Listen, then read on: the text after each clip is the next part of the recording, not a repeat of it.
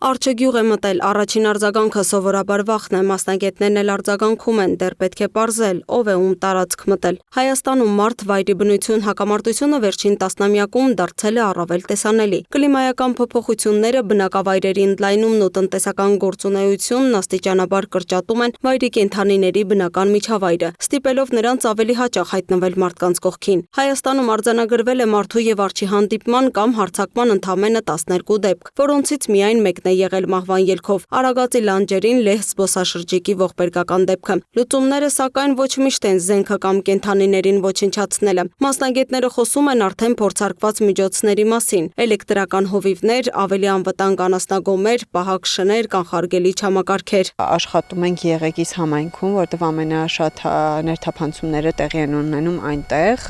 տարեկան կտրվածքով մոտ 100 դեպք է այնտեղ գրանցվում։ Ամենախոցելի գյուղը համարվում է Շատին ու Եղեգիս բնակավայրերը։ FPWC-ին վերջին 5 տարիներում Եղեգիսին եւ ընդհանուր Վայոց ձորի համայնքին նվիրաբերել է 50-ից ավելի էլեկտրական հովիվներ։ Էլեկտրական հովիվները դրանք այն արդյունավետ միջոցներն են, որ օգնում են պաշտպանել իրենց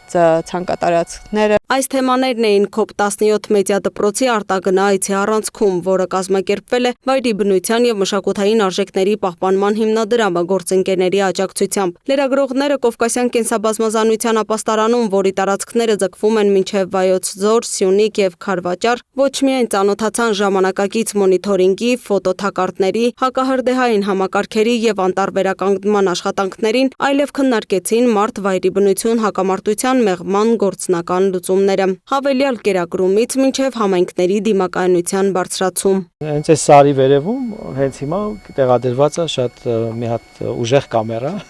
որը կարծում եմ դուք տեսաք քիչ առաջ, եւ դա հնարավորություն ունի 50 անգամ օպտիկական, այդ կարողությունը ունի մոտեցնելու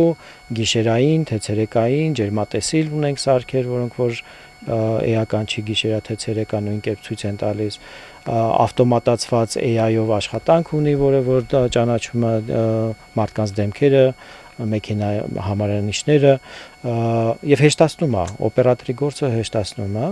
եւ եթե այս տարածքի համար պետք լիներ օրինակ 10 աշխատակից, մեկ կամերան դա դարձնում է ընդամենը 2 աշխատակից եւ մի կամերա արդեն բավարար է որպեսզի ամբողջ տարածքի վրա դու հսկողություն ունենաս։ Թերևս ամենահուզիչ կանգառը վայրի կենդանիների փրկարար կենտրոնն էր։ Այստեղ ապրում են տարիներ շարունակ անազատության մեջ պահված արջեր, որոնք այլևս չեն կարող վերադառնալ վայրի բնություն։ Նրանց թվում են նաև Նաիրին, Արամը եւ դուստր Լոլան, որոնք փրկվել են այս տարվա մարտին Երևանի Մալաթիա Սեբաստիա վարչական շրջանից։ Տասնյակ տարիներ փակ տարածքում պահված արջերի գոյության մասին հանրությունն իմացավ միայն այն ժամանակ, երբ կենդանիները հայտնվել էին պարսպի վրա։ Իրականում գերությունից երբ որ փրկում ենք կենդանիներին,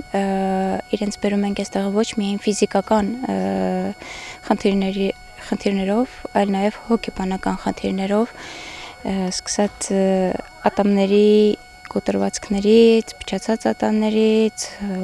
թաթերի, ներբանների, փապկանների, խոցերից տարբեր խնդիրներ կարող են ունենալ ֆիզիկական կենդանիները, իսկ հոգեբանական խնդիրները հասկանում ենք արդեն իրենց վարքից, շեղված վարք, որը դրսևորվում է կենդանու կողմից։ Յուրաքանչյուր փրկված կենդանու պատմություն այստեղ հիշեցնում է, թե ինչ հետևանքներ կարող է ունենալ վայրի կենդանուն անազատության մեջ պահելը, թե ֆիզիկական, թե հոգեբանական առումով։ Բնություն վերադառնալու հնարավորություն սովորաբար ունենում են միայն որբացած քոտոտները։ Հասուն կենդանիների համար փրկարար կենտրոնը դառնում է նրանց մշտական տունը։ Սակայն այսօր գործող կենտրոնն արդեն լիովին զբաղված է եւ նախատեսվում է կառուցել ավելի մեծ երկրորդ կենտրոն։ Այս պահեդրությամբ հողի վրա, գետնի վրա ունենք թե Կովկասյան կենսաբազմազանության տարածքի մոդելը եւ թե ուրեմն WWF Հայաստանի մոդելը, որոնք հիմնականում համայնքային պահպանվող տարածքների մասին է խոսքը, որը ստացված մոդել է, որը բավականին տեսանելի ընկալելի է գլոբալ դաշտում եւ վստահ եմ, որ այս ուղղությունը կոնկրետ հավակնում է դառնալ նույնիսկ